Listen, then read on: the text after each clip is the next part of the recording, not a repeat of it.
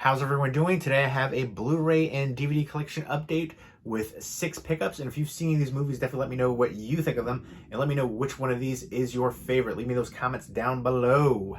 1 DVD, 2 4K sets on import, a box set essentially of 4K, but let's go ahead and get to it. First up is Godzilla vs. Kong. I have not seen this one yet. I got rid of my HBO Max, and then they started releasing cool stuff. I might have to get HBO Max again. I actually really enjoyed all the recent Godzilla movies, except for Shin Godzilla, which I thought Godzilla looked the coolest in Shin Godzilla. The evolution of Godzilla and the different forms was super phenomenal, especially the ending, but it was weighed down with just a lot of unnecessary expository procedural dialogue. It was just 90% of that, very little actual Godzilla. I know, that's kind of a formula, but there it was just so bogged down. And it's a shame because that was the coolest Godzilla's ever looked, in my opinion. I like the evolutions. Like, that was so intriguing, and I wanted it to get developed more, especially the end. You just left it like that, and I was so mad at the rest of the movie, though. But anyways, Godzilla vs. Kong, I've heard mixed reviews on it. This is directed by Adam Wingard, who's amazing director. You're Next. He's done a lot of great things. He's worked on the VHS films. A director I really enjoy. And one of the things I was really curious about this was the fact, The Guest as well, by the way. That's another incredible film. But the fact that it had horror influences in here, because Michael Dougherty, who directed Krampus and Trick or Treat, was a co-writer of the story in here. So, with Adam Wingard and Michael Dougherty involved, I was definitely intrigued for this. The visuals, I'm expecting to be stunning. The trailer looked awesome. Millie Bobby Brown's in here, Alexander Skarsgård. A few other recognizable people are involved in this one.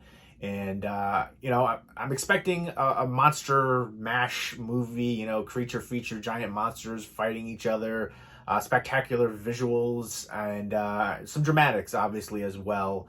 There's going to be, some, family drama, some world drama with the creatures destroying everything. So, these giant behemoths, I'm excited for it.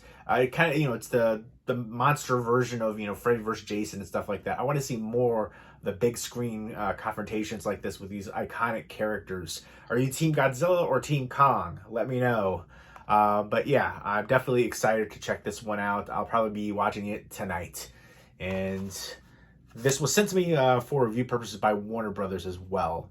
And that does not influence my review of it in any way. I've been very critical of some things that I've received for review, but even if it's a movie I don't end up liking, I still try to point out things that maybe others might enjoy about it, because ultimately it's subjective.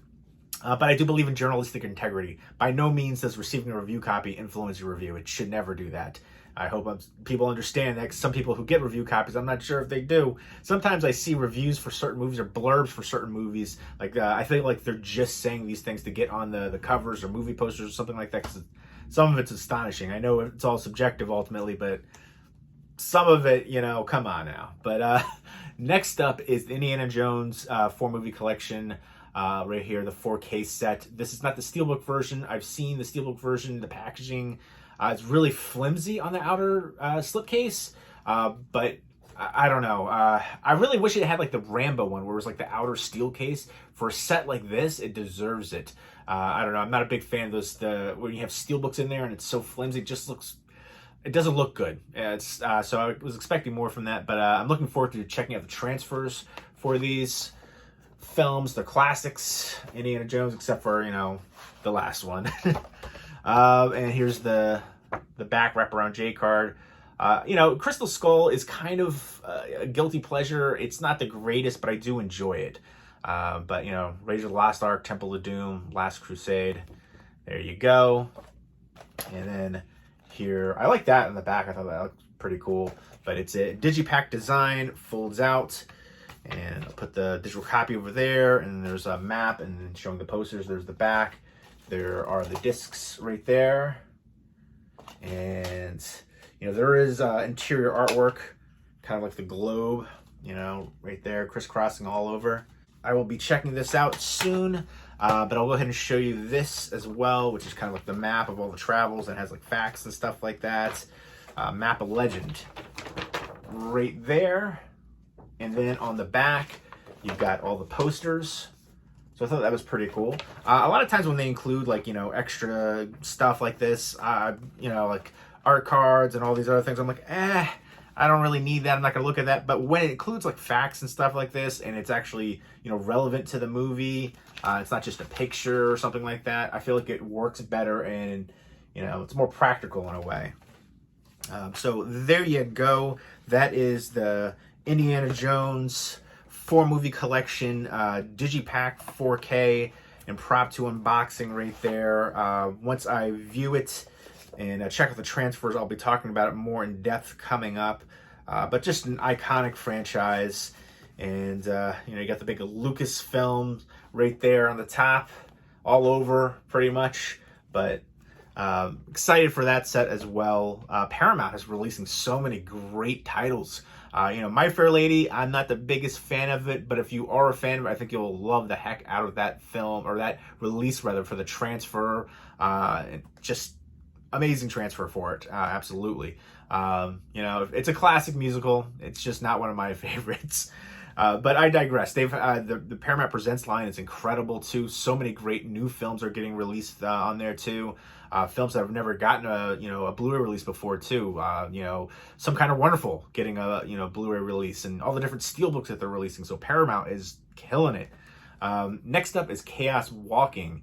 This is released from Lionsgate. This one, I remember hearing about it. It had to be reworked and rewritten and reshot a bunch of scenes because the test audience panned it, essentially, so they reshot a lot of it.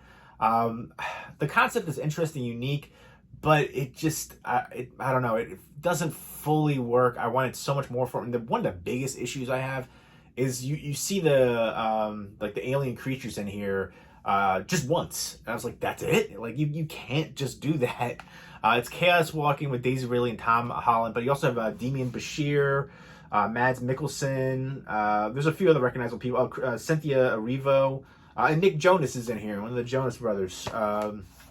It's an interesting sci-fi action adventure movie. They're on this new world, and when they come down there, all the men are affected, so all their thoughts are projected, so you can hear them out loud, and they call them noise, and you can kind of control it, but most people can't really control it too well. Mads Mikkelsen's like the mayor, and he controls it the best. Tom Holland is the youngest kid. He's like the last person that was born essentially in this area. And, it's really about obedience and authority figures and their influence and things like that nature. Daisy Ridley, I thought did a really good job here. Their interaction was really good. And one of the things I really like, the dog Manchi. I'm going to talk about that in a video a little bit more, that character of Manchi, the little dog, because I have a promo box that they sent me for Chaos Walking, and a few of the items have to do with the dog. And I was like, did they actually watch the movie? Because I don't know, I feel like that's not a good choice for the promo items if you've seen the movie. It's like, Marley and Me, and, I'm sure they probably had, promo items for it, but it's, I don't know. And one of the things I want to say too is, I say this all the time. When they kill off a dog in a movie, I'm like, no, don't do it. How freaking dare you? When they kill off a human, I'm just like, they probably deserved it. So I always, that always bothers me, hits me a little bit harder, but, I like the visuals in here a lot, just exploring the new world, and, the idea, the concept of the noise is interesting, but I feel like it wasn't fleshed out enough. And the fact that they don't show the aliens again, I just hated that. I was like, you can't just, you show them once. They're supposed to be, this big, oppressive thing killing people. And, so that's another thing too. They were told that the aliens killed all the women. You find out more. Obviously, there's so much, like, you can tell that it's a formula we've seen before. You can tell it's more of the story's gonna be unraveled, but you can, right away, early on, see how it's gonna play out. But I thought it was interesting. I just thought it was a little bit jumbled. It was a little chaotic, which is, pun intended. But I don't know. I liked it, but I just felt like it could have been so much better. And you can definitely tell there was editing, done throughout, and it definitely affected the flow of the movie. But it did have some really good visuals, some good performances, and a decent concept as well. I just don't think it was fully developed to the best of its ability. It does have a bit of a sheen on the 4K slipcover, another 4K title right there. So there's actually 3 4K titles in this update. And I feel like no matter what they do in the future, he's always going to be Spider-Man, Tom Holland, and then Daisy Ridley's always going to be Ray. They could have great performances, but those roles are just so iconic and essentially catapulted both of their careers. They've done things prior and since, but you know, you can't help but to think of those roles when you see them. And then next up is The Father, which an incredible movie, probably my second favorite movie of the year after Minari. Just an incredible dramatic journey, just an incredible performance too from Anthony Hopkins right here, and him dealing with Alzheimer's, dementia, and his daughter trying to help him, and him just fighting that and just struggling to hold his grasp of reality. And I really love the way that they showed Alzheimer's, dementia, because we've seen that before, but the way that they did this one, like they'll show a single day, but it's like out of sequence. So it'll be from like different parts of the same day, and you see it, how it all comes together. And the ending to this one is just heartbreaking. And I remember there's a bit of a controversy with the Oscars with him winning Best Actor, and there shouldn't have been at all. People were saying Chadwick Boseman deserved it. No, he didn't. No, he didn't. Ma Rainey's Black Bottom does not even compare to this movie. If anybody should have gotten an award for Ma Rainey's Black Bottom, it should have been Viola Davis, who kills it in everything that she's in. I'm a fan of Chadwick Boseman, but his performance was nowhere near the level of Anthony Hopkins' performance in The Father. And I understand that he passed away. It's a great tragedy. He's a great young actor. But it's the Oscars. It's not a sympathy award. It's not a participation award. It's on the merits of the performance, and it just wasn't there. It's not comparable. Chadwick Boseman, again, an amazing actor. My favorite performance was Get On Up, when he played James Brown. I feel like for whatever reason in his filmography, that one's not mentioned as much, and that by far, in my opinion, is his best performance. And it is a shame, a great loss, and you can definitely see it, especially in the 21 Bridges, where he was skinnier, and I feel like you can definitely knowing what we know now, that how he was affected, and how he was quiet about what he was going through. And it's just definitely tragic. But, to hear that the backlash of people saying that Anthony Hopkins didn't deserve her and Chadwick Boseman did, no, I understand you're caught up in your emotions and you're sad that he passed away, but that's not how the Academy Awards work. It's not a sympathy award. It's not a participation award. This was an incredible performance, an iconic performance, one of the best movies of 2020. And again, like I said, we've seen movies dealing with Alzheimer's, dementia before, but not like this, done such a manner that provokes so much more emotion, especially the ending. Again, such a heartbreaking ending, gut-wrenching, and just an incredible performance. Absolutely deserved the Oscar, no question about it. And it's mind-blowing to see the backlash and criticism after that. It just blows my mind. It's a shame that the Oscars didn't allow him to do his video speech. The next day he did it on, I don't know, it was like Twitter or Instagram, one of the social medias. He posted it. He's in Wales, and he's an older guy. Maybe he didn't want to do the traveling. I definitely understand that. And he, obviously talked about Chadwick Boseman, praised him. Smart move there. But definitely a film I would highly recommend. It is depressing. It's dramatic, but so well done. Let me know what your favorite movie of 2020 is. And next up is The Two Worlds of Jennie, Logan. This is from Imprint. You'd have to import it from Australia. It doesn't have a Blu-ray release here in the US, but it's getting one next month from Scorpion releasing. I actually won this on Instagram. Imprint did a giveaway, and I happened to win it. This is one I wasn't too familiar with at the time. I've seen it now. It is a dramatic love story. I think if you're into those kind of sweeping, dramatic, especially time travel love stories, and there's a few of them. Kate Leopold's one I actually really enjoyed. But there's a few other ones too. But this one to me, it was a little bit too heavy-handed. I didn't like how it played out. She's going through a troubled time because her husband cheated on her. And there she is on the back right there, Lindsay Wagner. And then you have Linda Gray and Mark Singer. So they move, they get out away from New York City and, go out to the countryside into this old mansion. She finds this dress and she puts the dress on. And, she has this weird snap in her shoulder neck area. She'll go like that. Oh, what's happening? Oh, and she travels back in time, and she finds this guy who lost his wife, and it's her dress, and so they spark up a connection, and he falls for her, and there's all kinds of dramatics going on. Like his bride who passed away, her sister always, I guess, had a thing for him, and now that the sister's gone, she can kind of slide in, or so she thinks, which is super shisty anyways, which is a weird, tangled web right there. He's not into her, he was never into her, and then the father hates him and wants to kill him. So, it's all about her trying to, save him. She essentially leaves her current husband to go back in time to start a life with him. And the husband thinks, she's crazy. He's trying to get her therapy. And it was a nice restoration for it. You see the trailer. That's one of the things, a lot of times you see the trailers on these and then you see the restoration of the film. Sometimes mind-blowing. I really like Imprint as a company. Again, they're from Australia, but the releases that I've seen from them have been region-free, and really nice outer slipcase right there. There can be a little bit on the pricier point to, get them shipped over here, sometimes around $40.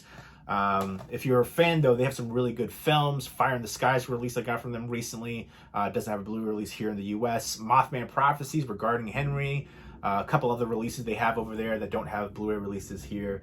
And then here is the Blu-ray case, and then you got the disc artwork, and then there is the interior artwork, and there you go. It is a nice release. They always do a great job transfer-wise. They got good special features in here, some audio commentary with the film critic and the trailer right there. But the packaging is amazing. I really like what they do there.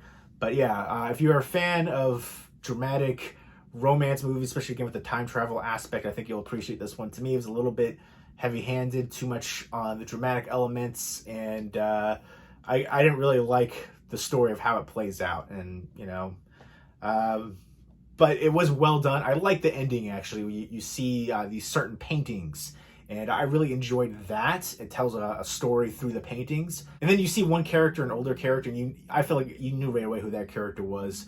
I felt like it was a bit formulaic, heavy-handed, a little bit schmaltzy, but I'm really picky when it comes to romance movies. There's not a lot that I love out there. I just feel like the tropes, there's cliches, they're just always riddled with them. And horror is my favorite genre. I'm a little bit more forgiving of the tropes. I'm much more forgiving of the tropes and cliches there. But let me know what your favorite romance movie is. And then last but not least is the Lone DVD. It's Wild Mountain Thyme right here. And talk about romance movies, this is essentially a romance movie. And I was loving this movie until the last 5 minutes or so. And then it just took a really weird turn, and it made my head buzz. If you've seen the movie, you know why I'm saying that. And I was just like, what? I feel like it ruined the freaking movie. I was loving it. There's a scene with Christopher Walken in his bed talking with his son right here, played by Jamie Dornan. And, who's cutting onions in this room? I'm not crying, you're crying. It was emotional. And I just felt like there were some really great performances in here. I know Irish people apparently hated their accents, especially Emily Blunt's. That was the big thing I remember hearing about this, but it's all set in Ireland, and it's about these two families, and they're the last essentially of their lineage, and they're everybody wants them to get married and stuff, and he's not he's not into it, he's not feeling it. She's always loved him since she was a kid, and they have these farms, and John Hamm is the cousin from America, and there's a relationship aspect there too. He wants to actually take over the farm from Jamie Dornan. And Christopher Walken's actually thinking about letting that happen. He's the father, and Emily Blunt is amazing here. I'm a big fan of her. I can't wait to see A Quiet Place 2. Definitely excited for that. And yeah, again, I love the performances. I loved the landscape of Ireland, the cinematography, all the establishing shots and things like that.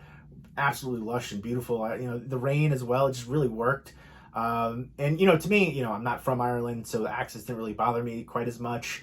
But yeah, I guess Irish people hated that and hated the representation of them as well. But yeah, I was loving this movie. This to me was gonna be one of my favorite romance movies up until the last 5 minutes or so. The dialogue and what he says, the big secret that's revealed, and I just think it's so freaking bizarre. Such a weird left turn, and it just doesn't feel like it fits. It's just, everybody has their weird issues and quirks, but nothing else, like you see a scene from when he was a kid and they show certain things, but nothing else really fits to what the secret is and what's revealed, and it just feels really off kilter and doesn't work, and just kind of, it's a big detriment for the movie overall, because I was really loving it up until that point. It's still a movie I'm going to keep in my collection because I still enjoy it overall. I just might, zoom past that part when I watch it again, because I don't know what they were thinking. How could that have passed all the test screenings and stuff like that? This is a universal release. It's a DVD only. But again, I really enjoyed this movie for a romance aspect. Again, Ireland looks beautiful. I like the performances a lot. And Emily Blunt, I really love her character. Quirky and offbeat and just, strong. And I really like her as an actress. But again, the ending, the secret that's revealed, the dialogue, just so weird. It doesn't fit. And really just such a shame, because that could have been such a classic, a modern classic romance-wise. And it just misses the mark because of that. Still a good movie that I would recommend checking out, but, temper your expectations. I definitely love the look and feel of this film, and it's wild mountain thyme and like the spice. And one of the first jobs I ever had was working at a place in the Woodbury Commons in New York, and it was called Time to Eat. And they had a restaurant and then like a little outside place too, where they, a little kiosk kind of thing. And one of my earlier jobs as a kid growing up. Woodbury Commons is an outlet mall, and at the time it was America's biggest outlet mall. I'm not sure if it still is, but they used to have like shuttle buses that would come take you there, especially like on the holidays, Black Friday, even, Christmas Eve, and there'd be tons of people. It was always packed, and it was definitely an interesting time working there, and made me think of that in the title. So, and again, definitely let me know what your favorite romance movie is. Give me some romance movie suggestions to check out. I like to give everything a fair chance. I went into this one with low expectations, and it definitely blew them out of the water again, except for what I said. So yeah, I'm open to checking out romance movies.